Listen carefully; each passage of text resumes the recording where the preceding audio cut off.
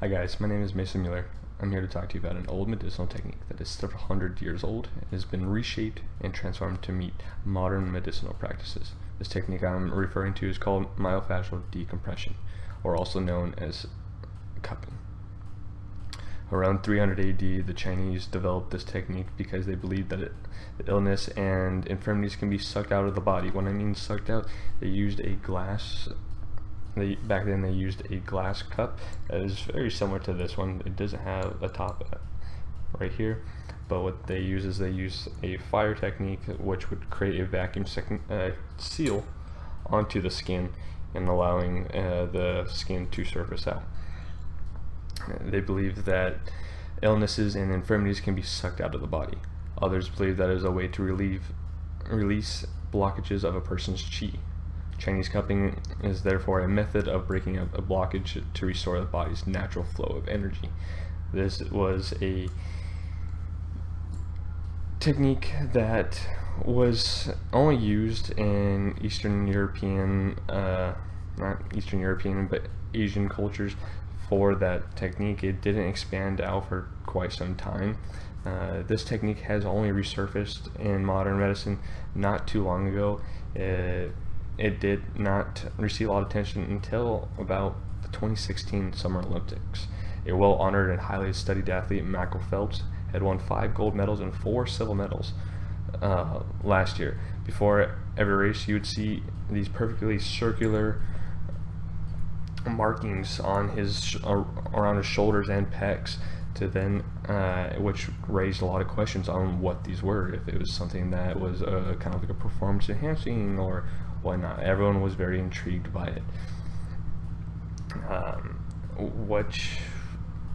The reason why modern medicine has adapted to this technique is because they saw it as a way to promote blood flow in the body. It separates the different layers of fascia in the skin to allow blood to enter the body. Over time, athletes can have restrictions in the body like scarring or just deep impacts which can enclose veins and arteries in a sense. And what that can do is then with that suction cup, it will then lift up those different layers and then promote blood flow to get back to that area.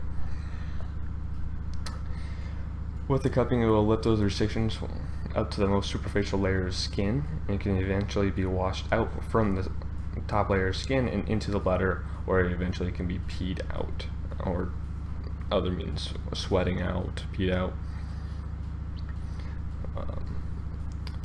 Those that can mainly benefit from this are the ones that are very active, who are always on the move constantly. If they interact with like lots of bumps into the skin, if they are feeling tightness in the skin and just feel like there's like kind of like something like holding them back, kind of like a good restriction. I talk about this only because I work in a physical therapy setting, and many people do not know what we refer to as when we do this cupping. Others are intrigued by when they see other people being treated for it, or it's being done to another person. It is something that a lot of people are afraid of trying only because it is uncomfortable. The Chinese believe that when people receive pain, that it's working and that it's that releasing of those restrictions, and in a sense it is.